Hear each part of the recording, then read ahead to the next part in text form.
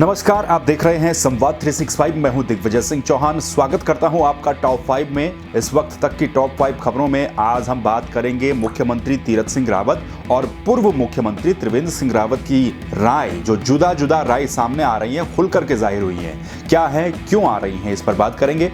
इसके अलावा उपनल कर्मचारियों पर आज बात करेंगे। उनका जो आंदोलन है वो लगातार जारी है। अभी तक भी उस पर कोई राय मशवरा और कोई हल उसका निकलता हुआ नहीं दिख रहा है। इसके अलावा बात करेंगे जो सरकार ने फैसला लिया है जंगलों की आग को बुझाने का, उसमें 5000 महिलाओं को शामिल करेंगे। क्या होगा, कैसे होगा, उस पर भी आपको जानकारी देंगे। इसके अलावा एक और बड़ी खबर आज की ये रहेगी, सहकारी बैंकों में जो भर्ती प्रक्रिया चल रही थी, चतुर्थ श्रेणी के पदों के लिए उस भर्ती प्रक्रिया को भी अब स्थगित कर दिया गया है। क्यों किया गया है, उसका कारण भी आपको बताएंगे। लेकिन सबसे पहले नजर डाल लेते हैं हेडलाइंस पर।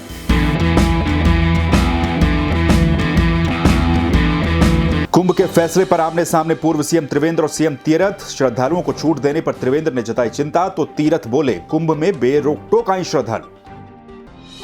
पिछले 22 दिनों से जारी है उपनल कर्मचारियों का आंदोलन। नोटिस देने के बावजूद भी आंदोलन पर डटे हैं कर्मचारी। नियमितीकरण की कर रहे हैं मांग। गड़बड़ी के आरोपों के बाद स्थगित हुई सहकारी बैंक भर्ती प्रक्रिया। 412 पदों पर चल रही थी प्रक्रिया। विधायकों की शिकायत के बाद शासन ने लगाई रोक। जंगलों की आग बुझाने के लिए होगी 10,000 वन प्रहरियों की नियुक्ति। 5,000 महिलाओं को दिया जाएगा जिम्मा। आग बुझाते समय मौत होने पर सरकार देगी तत्काल सहायता। मुख्यमंत्री तीरथ सिंह रावत ने ली 4 धाम यात्रा की समीक्षा बैठक। अधिकारियों को दिए 30 अप्रैल तक व्यवस्थाएं दुरुस्त करने के निर्देश। बोले खुद करूंगा कार्यों का निरीक्षण, नहीं बर्दाश्त की जाएगी लापरवाही।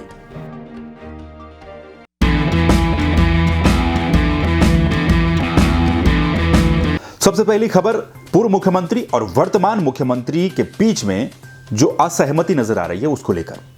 हरिद्वार कुंभ को लेकर पिछली सरकार ने, यानी कि त्रिवेंद्र सिंह रावत की सरकार ने एक एसओपी जारी की थी। उसमें केंद्र सरकार की भी भूमिका थी। उस वक्त मुख्यमंत्री त्रिवेंद्र सिंह रावत थे। उन्होंने कहा था कि जिस तरह की स्थितियां हैं कोरोना को देखते हुए, तो हरिद्वार कुंभ में सुरक्षा एक बहुत बड़ा पॉइंट होने वाला है और उसी सुरक्षा को, लोगों की सुरक्षा को ध्यान में रखते हुए कोरोना रिपोर्ट लाना अनिवार्य किया गया था। बसों के संचालन पर रोक लगाई गई थी, कई तरह की पाबंदियां थी। लेकिन मुख्यमंत्री बदलते ही, सरकार में जो सरकार के मुखिया हैं उनके बदलते ही, तीरथ सिंह रावत के आते ही इन फैसलों को पलटने का सिलसिला जो शुरू हुआ वो अभी भी चल रहा है। तीरथ सिंह रावत का कहना यह है कि कुंभ 12 साल में एक बार होता है और हम श्रद्धालुओं को सहूलियत देंगे, उन पर किसी भी तरह की रोक टोक ना लगाई जाए। तो वहीं अब इस फैसले पर पूर्व सीएम और वर्तमान सीएम की अगर राय सुनी जाए तो उसमें जमीन आसमान का अंतर नजर आता है। एक तरफ जहां पूर्व सीएम त्रिवेंद्र सिंह रावत का कहना यह है कि वर्तमान स्थितियों को देखते हुए अगर हरिद्वार में श्रद्धालुओं को इस तरह की छूट दी जाती है तो उससे असुविधाएं बढ़ सकती हैं, और क्योंकि जो अन्य राज्यों में कोरोना संक्रमण के मामले लगातार बढ़ रहे हैं उसका असर भी हरिद्वार में पड़ सकता है। जबकि वर्तमान सीएम तीरथ सिंह रावत का कहना यह है कि हरिद्वार सबके लिए खुला रहेगा, हर कोई बेरोक-टोक वहां पर आएगा, किसी तरह की कोई बंदिश नहीं रहेगी, सिर्फ मास्क और सैनिटाइजर का उपयोग आपको करना होगा। तो वहीं अब सोमवार के दिन जो ये असहमति है दोनों के बीच में, ये खुलकर के सामने आई है। अलग अलग बयान सामने आए हैं। इन दोनों बयानों की तुलनाएं की जा रही है, आखिर क्यों हो रहा है और कैसा हो रहा है। आपको ये भी बता दें क्या क्या फैसले थे जो कि बदल गए हैं और जिन पर असहमति नजर आ रही है। पिछली सरकार ने कहा था कि आपको 72 घंटे की नेगेटिव रिपोर्ट लानी होगी, लेकिन तीरथ सिंह रावत ने आते ही कह दिया कि रिपोर्ट की कोई आवश्यकता नहीं है, बस आप नॉर्मल जो गाइडलाइन है उनका पालन कीजिए। पिछली सरकार ने बसों के संचालन पर रोक लगाई थी ताकि भीड़ भड़ाका न बढ़ सके। इस सरकार में तीरथ सिंह रावत के मुख्यमंत्री बनते ही नई एक्स्ट्रा बसों को चलाने की बात कही गई और एक्स्ट्रा जो ट्रेन है उनको भी चलाने की बात कही गई। तो वहीं अब इस पर त्रिवेंद्र सिंह रावत ने अपनी राय दी है। उनका कहना यह है कि इससे जोखिम बढ़ सकता है और अगर जोखिम बढ़ेगा तो जाहिर सी बात है कि दिक्कतें भी हो सकती हैं। यानी कि त्रिवेंद्र सिंह रावत के बयान से साफ नजर आता है कि त्रिवेंद्र सिंह रावत इस फैसले से सहमत नहीं है और एक तरीके से एक नसीहत भी सरकार को दे रहे हैं, नए मुख्यमंत्री को दे रहे हैं। उन्होंने ये भी कहा, क्योंकि तीरथ सिंह रावत ने जिस तरह से कहा था कि हम निमंत्रण देंगे, सभी को बुलाएंगे, पंडाल लगाने के निर्देश अब वर्तमान मुख्यमंत्री ने दे दिए हैं, साधु संतों के लिए तमाम तरह के नए नए निर्देश दिए जा रहे हैं। तो त्रिवेंद्र सिंह रावत ने इस पर यह कहा है कि हरिद्वार के कुंभ में लोग निमंत्रण पर नहीं आते हैं बल्कि आस्था के अनुरूप हरिद्वार पहुंचते हैं। और देश में जिस तरह की सिचुएशन है, एक बार फिर से कई राज्यों में पाबंदियां लगाई जा रही हैं, कोविड केसेस बढ़ रहे हैं, ऐसे में यह फैसला थोड़ा सा दिक्कत कर सकता है। तो बहरहाल इन दोनों के बीच में जिस तरह की असहमति नजर आ रही है उसके कई तरह के मतलब भी निकाले जा रहे हैं और चर्चाएं भी अपनी अपनी जगहों पर जारी हैं। चलिए अब बात कर लेते हैं राज्य में उपनल कर्मचारियों की। उत्तराखंड में उपनल कर्मचारियों की पिछले 22 दिनों से हड़ताल चल रही है। पिछले 22 दिनों से उपनल के कर्मचारी आंदोलन कर रहे हैं, लेकिन उस आंदोलन पर अभी तक कोई हल निकलता हुआ नजर नहीं आ रहा है। यहां तक कि बातचीत का जो स्तर होता है वो भी फिलहाल दूर दूर तक नजर नहीं आता है। उपनल कर्मचारी मांग क्या कर रहे हैं? दरअसल उपनल कर्मचारी अपने नियमितीकरण की मांग कर रहे हैं। आपको जानकारी हम दे दें कि उत्तराखंड में तकरीबन 22,000 के करीब उपनल कर्मचारी हैं जो कि अपनी नियमितीकरण की मांग को लेकर पिछले 22 दिनों से आंदोलन कर रहे हैं, लेकिन कोई भी बातचीत नहीं बन पाई। उल्टा जो उपनल प्रबंधन है उसने उपनल कर्मचारियों को नोटिस भेजने शुरू कर दिए। उपनल कर्मचारियों को नोटिस के माध्यम से कहा गया कि आप काम पर वापस लौटिए, अन्यथा जो उपनल प्रबंधन है वो कोई कड़े फैसले भी उठा सकता है। कड़े फैसले का साफ तौर पर मतलब यह है कि आपको नौकरी से निकाला भी जा सकता है। लेकिन इसके बावजूद भी उपनल कर्मचारी अभी भी अपने आंदोलन पर डटे हैं। यहां तक कि जो लीगल नोटिस उन्हें दिया गया है उस पर वो अब वकीलों की राय, वकीलों का जो पक्ष होता है वो भी लेने की बात कर रहे हैं। तो उपनल कर्मचारियों पर सिर्फ जो कर्मचारी हैं वो ही आंदोलन पर नहीं डटे हैं, बल्कि इस पर सियासत और राजनीति भी तेज हो रही है। श्रीनगर में जब कांग्रेस की रैली थी तो हरीश रावत ने कहा था कि उपनल कर्मचारी हड़ताल आंदोलन कर रहे हैं, अन्य कर्मचारी भी हैं जो कि हड़ताल आंदोलन पर बैठे हैं। अगर कांग्रेस की सरकार आती है तो इनकी समस्याओं को सबसे पहले हल किया जाएगा। तो क्या अब उपनल जो कर्मचारियों का आंदोलन है उस पर सियासत भी चलती रहेगी? क्योंकि अभी जिस तरह की खबरें आ रही तो तमाम तरह के कई कांग्रेस नेता ऐसे हैं जो कि वहां पर कर्मचारियों को समर्थन देने जा सकते हैं। लेकिन इन सब के बीच सबसे बड़ा सवाल यही है कि आखिर इतने दिनों से जो उपनल कर्मचारी आंदोलन पर है तो उस पर कोई अंतिम फैसला क्यों नहीं निकल पाया, क्यों कोई बातचीत नहीं हो पाई? नियमितीकरण की अगर वो मांग कर रहे हैं तो सरकार उनका पक्ष क्या सुन रही है या नहीं सुन रही है, और अगर सुन रही है तो किस हद तक सुन रही है, और नहीं सुन रही है तो फिर क्यों नहीं सुन रही है? ये तमाम तरह की बातें हैं, क्योंकि उपनल कर्मचारी, जो मैं आपको आंकड़ा बता रहा हूं, करीब 21-22 हजार के करीब उपनल कर्मचारी अगर हैं अलग अलग विभागों में, तो जाहिर सी बात है कि अलग अलग विभागों में वो हड़ताल पर बैठे हुए हैं, अलग अलग विभागों से वो आंदोलन में कूदे हैं, और जब आंदोलन में कूदे हैं तो उन विभागों पर असर भी तो पड़ रहा होगा। ऐसे में अब सबसे बड़ा सवाल यही है कि आखिर कितने दिन और उपनल कर्मचारी आंदोलन पर बैठे रहेंगे? क्या उनकी बातों को सुना जाता है? क्योंकि पिछली सरकार में कुछ समय पहले ही उनके वेतन में वृद्धि भी की गई थी, यह कहना उपनल प्रबंधन का भी है, और हम कर्मचारियों के लिए सोच रहे हैं, अच्छा सोच रहे हैं। लेकिन उपनल कर्मचारियों का कहना है कि हमें नियमितीकरण के सिवाय कुछ नहीं चाहिए। नियमितीकरण उपनल कर्मचारियों का हो जाए तो फिर उनकी समस्याएं दूर हो जाएंगी, क्योंकि इतना वेतन उपनल कर्मचारियों का है नहीं जिससे कि गुजारा भत्ता चले। अब सरकार इस पर कब क्या स्टैंड लेती है ये देखने वाली बात होगी। चलिए, तो अब बात उत्तराखंड में एक और भर्ती प्रक्रिया की। ठीक वैसी ही भर्ती प्रक्रिया जैसे कि पिछली कुछ भर्ती प्रक्रियाएं रही हैं। भर्ती निकली, प्रक्रिया शुरू हुई, लेकिन अब स्थगित हो गई। दरअसल राज्य सहकारी बैंकों में 400 से अधिक पदों पर भर्तियां निकाली गई थी। ये भर्तियां चतुर्थ श्रेणी के कर्मचारियों के लिए थी, जिसमें चपरासी और सुरक्षा कर्मी शामिल हैं।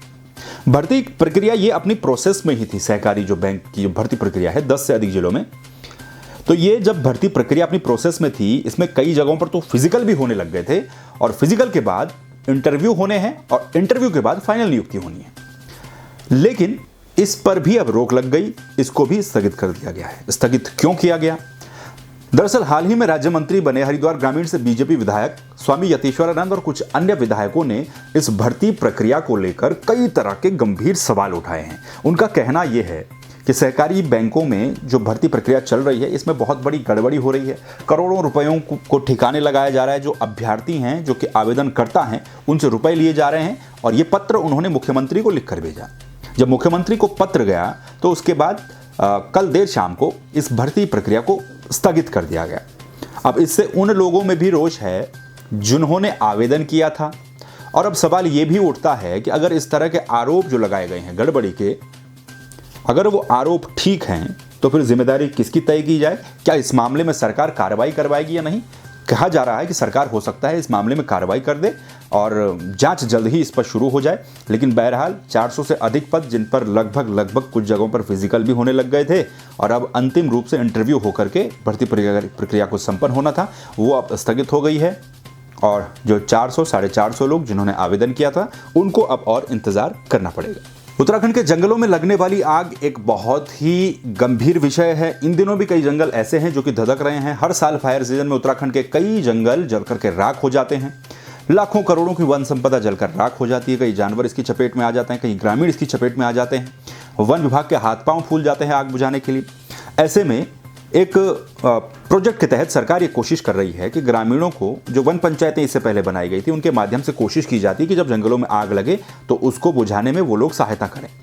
मुख्यमंत्री ने एक बैठक ली। इस बैठक में यह तय किया गया कि करीब 10,000 वन प्रहरियों की नियुक्ति की जाएगी ग्रामीण क्षेत्रों में, जो कि आग को बुझाने का काम करेंगे। जब जंगलों में आग लग जाती है तो वो 10,000 वन प्रहरी वन विभाग की मदद करेंगे और आग बुझाने में जुटेंगे। इन 10,000 में 5,000 महिलाएं होंगी। ये सरकार ने फैसला लिया है कि करीब 5,000 महिलाओं के जिम्मे ये काम सौंपा जाएगा। इसमें वन पंचायतें भी शामिल हैं। कैंपा योजना के तहत इसमें बजट का प्रावधान किया गया है और फायर सीजन में न सिर्फ ये लोग आग बुझाने का काम करेंगे, बल्कि ये भी इस बैठक में कहा गया कि अगर आग बुझाते वक्त किसी तरह की कोई दुर्घटना होती है या फिर कोई क्षति होती है, किसी की मृत्यु होती है, तो तत्काल प्रभाव से इसमें जो सहायता सरकार की तरफ से दी जानी है वो दी जाए। तो सचिवालय में मुख्यमंत्री ने जो वनाग्नि प्रबंधन की बैठक ली, उसमें ये निर्णय दिए गए कि जो 10,000 लोग होंगे, जिसमें 5,000 महिलाएं आग बुझाने का काम करेंगी, इन लोगों को 7,000 रुपए मानदेय भी दिया जाएगा। और कैंपा के तहत जो बजट स्वीकृत किया गया है वो फील्ड कर्मचारियों तक पहुंचे, इसको पहुंचाना जल्द से जल्द सुनिश्चित किया जाए। ये भी मुख्यमंत्री ने वहां पर निर्देश दिए हैं।